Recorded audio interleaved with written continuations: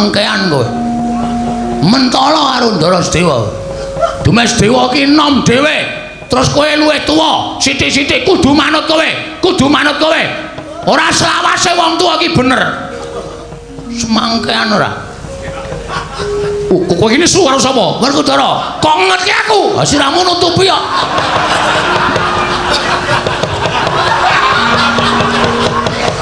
Ah ngono luwih cethok. Ratu kok kon mengleng iki lho.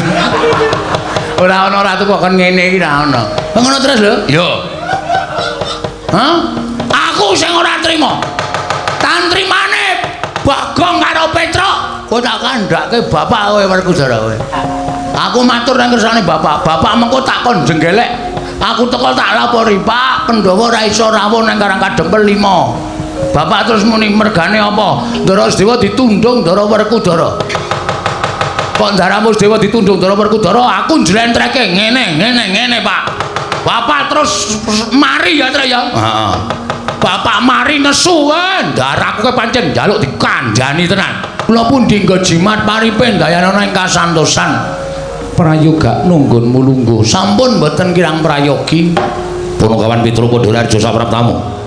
Sinuwun mandura. Yo. Wilujeng den bekti kula kunjuk. Yo, pangestuku tampan ana. Nun inggih sanget anggen kawedatosaken jimat. Punakawan Bagong Padhalarja sapraptamu. Pangestunipun sinuwun mandura wilujeng bekti kula kunjuk. Yo, tak tampa. Mung kowe tak kandhani. Nggih. Ratu kuwi dudu omahmu. Kedaton iki bak tata krama. Nganggo pernatan ora sak penake dhewe. Kowe sowan ratu tanpa nganggo klambi, mongko tanpa nyembah, tanpa ndodhok anggepmu apa? Kowe iki dadi patuladaning para kawula najan kowe midrajating batur. Ning kowe iki baturing para Pandhawa. Kowe panakawaning para Pandhawa. Kawula iki do nulat karo cak-cakaning panakawan, ora sak penakmu dhewe. Iki ngopo ta iki? Kowe iki lho, ha? Kowe kuwi. Aku ngopo? Kowe iki ora nganggo klambi. Heeh, maksude nek neng kraton ora entuk kudu nganggo klambi. Aku wis matur to teles. Nek aku masuk angin, Baladewa gelem ngeroki apa? Lho. Kose to iki ratu e, Gong. Lah wong ora ana kenthang kimpuling lelakon padha plaret teng kanan kok. Muni-muni lho. Tur sing tak jak salaman ki Sinuwun Prabu Puntadewa. Sinuwun Prabu Puntadewa ora lara atine kok wong kono-kono kok geger ngopo? Gong, hei, iki Nalendra. Wis ngerti ngomong tukang becak ya sapa? Ning ora ngawur. Aku ya lara ati duneke sapenake dhewe ora. Tur kene iki Ngamarta. Aku ki mlebu metu kene iki, Tru. Nek ora ana pasewakan kowe ngerti dhewe to, sing ngepel iki sapa? Kowe karo aku nganti gembrobyos. Sing ngepel aku, sing resik-resik aku, sing ngeluti aku kok. Kono kok omong bae, aku ki mengandani tata krama, tata kramane abdi karo ratu lan pranataning praja. Wis ngerti? Wah, jan. Gong ora gawe masalah kowe iki. Wis to santai wae. Sinuwun Prabu Puntadewa ki aku ora klamben wae ora apa-apa. Tak ora percaya tak. Sinuwun piye Bagong? Nyun ngapunten kula mboten gawe klambi nggih. Ora apa-apa. Mendengar apa tidak? Senengane do kaya ngono kuwi. Sinuwun Prabu Darma Kusuma kuwi sawijining ratu sing lembah manah. Abdine iki dunggahke ning Datulaya. Arepa wong kere gedibal 17 nek pancen niate apik kepengin nyuwun karo Nalendra diparengake munggah ana ing Datulaya sing jlambrahe kaya ngene iki.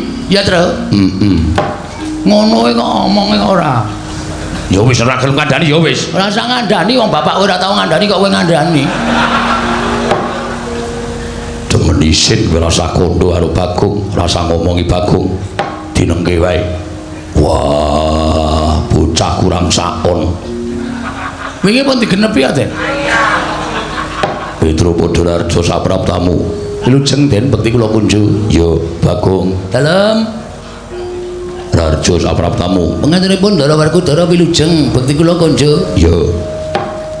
Petruk Bagong Padhalarja. Pengestunipun Ndara Janaka wilujeng bekti kula nggih Den.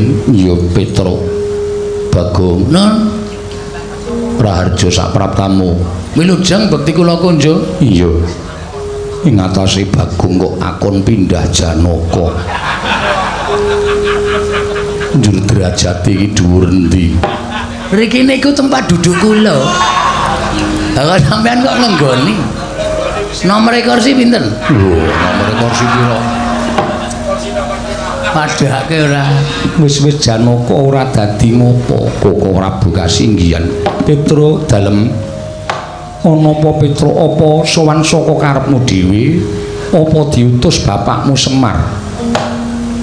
Saderengipun kepareng ngaturaken tebah Siti Sekul binunteling ron klapa. Apuren ta mbok bilih wonten lepat kula nggih kula mun jatuh Maduka Sanata. Iya Petur ora dadi ngopo matur sembah nuwun. Dungkap angka kalih kula namung badhe caos suninga sinuwun. Sampun wonten setunggal candra niki bapak lara. Lho. Bapakmu nandang ruga. Nggih. Pun boten purun menyat saking peturon. Ming meneng mawon. Nek kayane niku ya mbuh larane apa ning matane niku melek terus ketap-ketip ning boten purun ngendika, boten purun obah, ming meneng mawon. Sentek ati kula, ya Gong. Ora. Mbok iya ngono to, Le? Aku iki penemune dhewe to. Iya, iya. Soalnya nek bapak loro iki asline lho aku bahagia. Lho. Mergane pekarane bapak gede. Kan ra-urane kowe karo aku entuk warisan. Nek ndasmu dingklukne lak percele kene kok. Anak kok kaya ngono ora. Wis gek matur, bapak niku sakit. Oh, kula mboten kurang-kurang anggen kula kepengin nambahke bapak niku kula goleke Brahmana wiku winasis. Sing wong pinter kula kan jampeni karo bapak ning ya wis madal sairing usada mboten iso ditambani. Sedih kula pendak dina niku kula tunggoni. Ya mau nganti sesasi kok dereng enten kabar Pandhawa tilik karo bapak. Mula tumuli nalika semanten wancine malah tengah wengi. Kula kalih gareng kalih Bagong niku nedeng mlek-lekan nunggu karo bapak. Bapak niku gregah tangi. Kaya dudu bapak sing ngendika. Ning nuding kalih kula kalih Bagong, nuding ngenten iki terus ngendika, Pandhawa kudu tekan kene sinambi mundi pustaka Jamus Jimat Klimasada. Bareng ngoten niku nggletak melih. Persis Mr. Bean ya. Kowe ngerti Mr. Bean barang auto TV e. Waduh. Wis tuku TV. Wis karo Kasidi apa? Kasidi player. VCD kok Kasidi kowe. Senen ilikmu kowe kok. Profesor di kaset kuwi. APCD. Heeh. Apik terus. Wah, kanggo nyeteli film silat. Mulane betah nang omah. Kowe ndek sing Cina? Wos. Ajar ora. Ngoten niku sinuwun. Mula tumuli kula sowan ngersani Gusti Prabu Darma Kusuma ingkang wigati namung badhe nyuwun para Pandhawa gangsal cacahipun monggo kula aturi tedhak wonten ing Karang Kadempel. Mituhu menawi dados ngendikanipun bapak sinambi mundi pustaka Jamus Miang Jimat Klimasada pun ngoten mawon cekaos gampil mawon sedyanipun Petruk dinten niki sabibaring masiwaken ndara kula Puntadewa Werkudara Janaka kula Sedewa kula dherekaken rawuh wonten ing Karang Kadempel sinambi mundi pustaka Jamus Miang Jimat Klimasada. Nek Pandhawa kersa mbok menawa dadi srana waliyanipun bapak ning nek Pandhawa ora kersa ateges nuwun sewu selaminipun kula suwita menika mboten dipun agem dening pepundhen Pandhawa. Selaminipun kula labuh-labet dhateng para Pandhawa menika mboten dipun gagas dening para Pandhawa lan nyata yen Pandhawa menika satriya ingkang mboten ngerti dhateng lelabetanipun tiyang sanes. Menapa ta sababipun kula matur mekaten? Hembanipun bapak menika anggenipun suwita dhateng para Pandhawa menika sirah dienggo sikil dienggo sirah ming supaya muktekke para Pandhawa ning bareng Pandhawa wis mukti ngawibawa Nyakrawati mbau denda diaturi rawuh teng Karang Kadempel kok Pandhawa mboten kersa kanthi pawadan alasan napa kemawon mboten tedhak enten Karang Kadempel kula anggep nek Pandhawa menika mboten ngerti males kabecikanipun Bapak Semar pun ngoten mawon kula nyuwun dawuh Petro wonten dawuh satemene nelongso penggalihku bareng midhanget yen to bapakmu nandang ruga. Nggih. Lha iku bendina ya nangis. Teng omah niku bapak wis kaya kunarpa. Wis ora iso apa-apa. Bebuang nggih teng kasur. Nguyuh nggih teng kasur. Bapakmu nggih. Kula sing ngresiki. Kalih kula ora tau gelem. Wingi dek pas kowe ora ana aku lho, Tru. Ora tau nyedak kowe ora gelem malah wedange bapak tok omba-ombe. Kowe anak sing kebangetan kok, Gong. Nih lho sinipun. Terus kula mbok menawa niki dadi sarana waliyane bapak. Pandhawa Satri rawuh teng Karang Kadempel. Petro, dalem. Aja ngluputke aku ya, Petro. Lah pripun? Yen kowe njaluk Pandhawa jangkep dina iki ora jangkep. Yen sira nyuwun Pandhawa mundi pustaka Jamus kelima sada dina iki ora ana. Lho.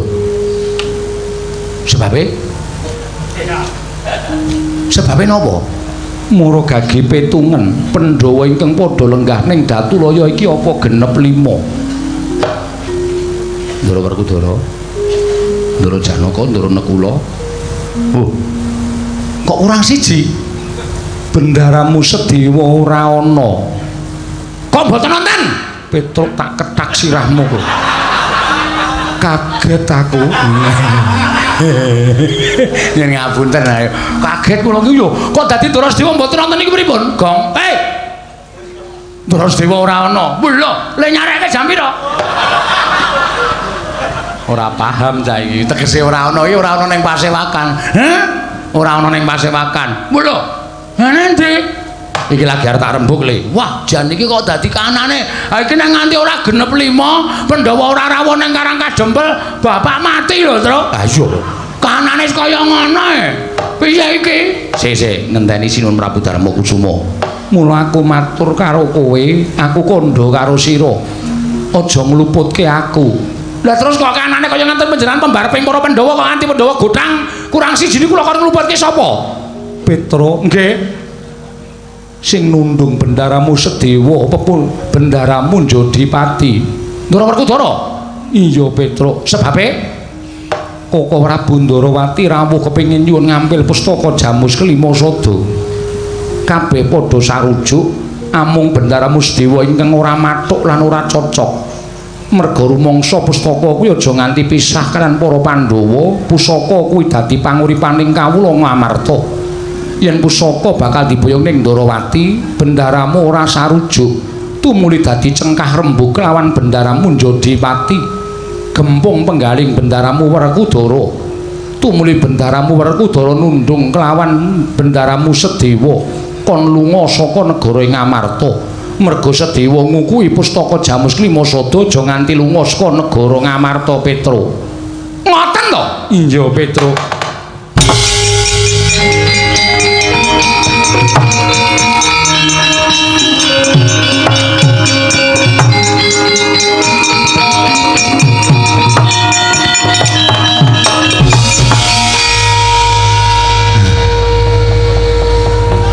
Ngapain, Tru? Menengo.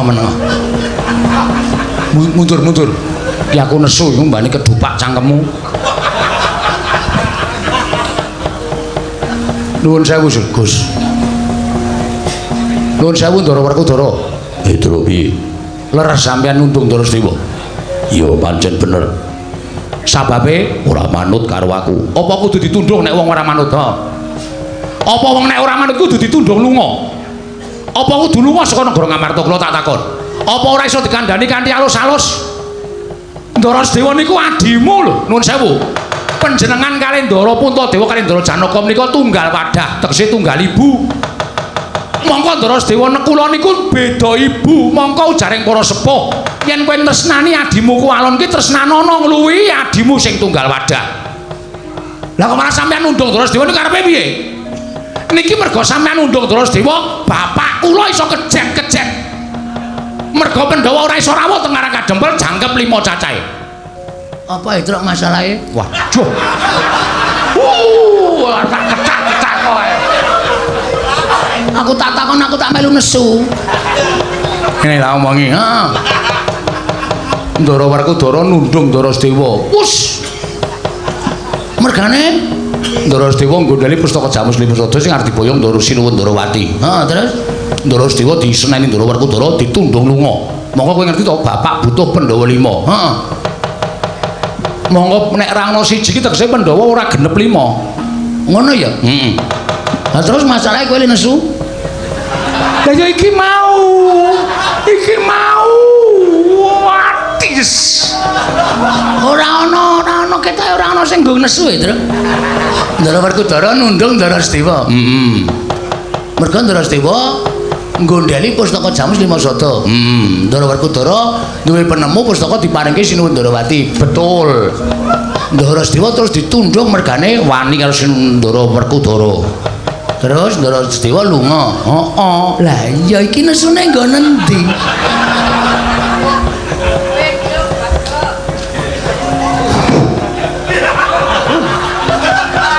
Aku dhewe bunek lho kok. Ngene lho. Iki nek Ndara Sedewa ora kondur, iki ateges Pandhawa ora iso rawuh ning Karang Kadempel 5. Ngerti to? Bapak butuhke apa?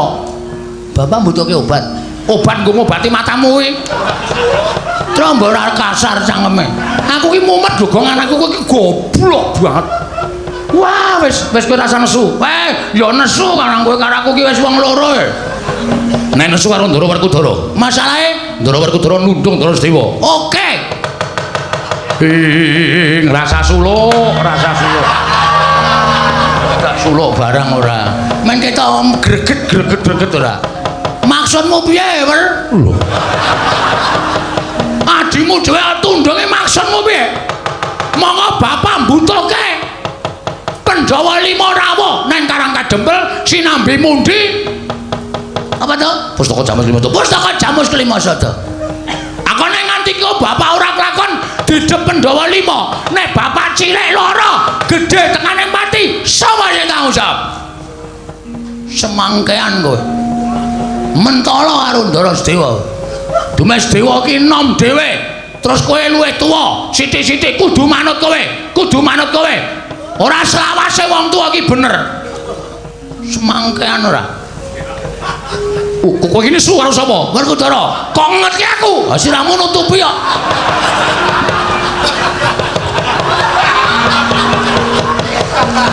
Ngono luwih cetha. Ratu kok kon mengleng iki lho. Ora ana ratu kok kon ngene iki ra ana. Ngono terus lho? Yo. Aku sing ora trima. Tantrimane Bagong karo Petruk, kowe tak kandhake bapak kowe Werkudara kowe. Aku matur nang kersane bapak. Bapak mengko takon jenggelek. Aku teko tak lapori, Pak, Pandhawa ora iso rawuh nang Karang Kadempel 5. Bapak terus muni mergane apa? Ndara Sedewa ditundhung Ndara Werkudara. Kok Ndaramu Sedewa ditundhung Ndara Werkudara, aku njlentreke ngene, Pak. Bapak terus mari ya, Tra ya. Heeh. Bapak mari nesu kan. Ndaraku ke pancen njaluk dikandhani tenan. Nesu nang Jodimati. Pancen bapak war nesu araku kon mara. Ora wedi ya, Tru. Liyane. Pamane apa? Nek bapak nganti nesu karo sampean, bapak ngetokke kekuatane bapak. Kekuatane bapakmu apa? Apa, Tru? Ambu. Apa kekuatane? Apa ayo? Aku ora ngerti kok. Yaiku kekuatan lahir lan batin. Kowe cilaka nek nganti kena kekuatane bapak. Pun pokoke kula mboten trima perkara niki. Kula ya ora trima. Tak kandhani. Kowe tak kandhani do iso ora? Kowe iki do gagas karo awakmu apa ora? Kowe iki do nyawang karo gitamu apa ora? Kowe iki mung batur kok dlangap. Ucapmu ning Kedaton Negara Ngamarta. Werkudara ki arep dikaya ngapa kuwi piyai. Kuwi bendaramu, ora sampenamu dhewe tau une-uneke. Tru? Padha loro mungsuhe saiki, Tru. Iya. Kowe njagani Werkudara, aku tak njagani iki. Ratu Valentine. Lho. Ratu Valentine. Aku iki ping kuwi awake kuwi. Bagong saya kurang ajar karo aku. Saiki ngene bae, kowe baliya. Ngenteni nek wis rampung Yai Prabu Ndarawati nambak rekaning Projeng Dwaraka. Wis lak mecicil, Bapak. Sing dibutuhke saiki kok. Tru. Percuma wae dhewe padu karo wong loro iki. Karepe mumpung Sinuwun Darawati durung adoh, terus doya ya Tru yo. Yo, bekakang nang dalan yo yo ora apa-apa kok yo.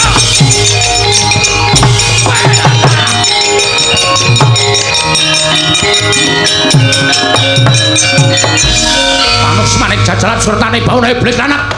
Ratu diancam karo batur-batur harga ngopo pake.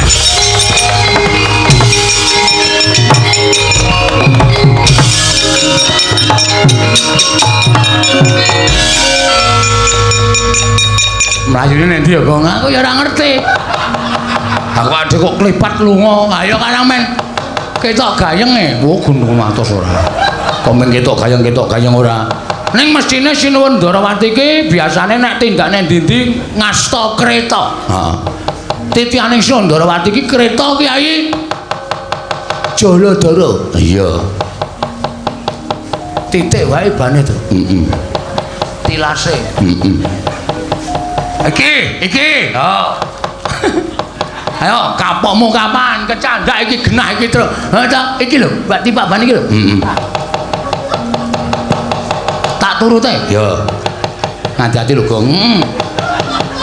Udu Mbak Tira. Udu. Wong gawa bata. Ah mesti kok ya. Wah, wis. Ning mesti ketok ora ada terus wong aku ki mau kaya seliringan kok ning Amarta. Ha iya. Ah piye-piye, Gong? Sik, Tru. Kae kok padang-padang ana panggung kae apa ya, Tru? Dilek ana sik.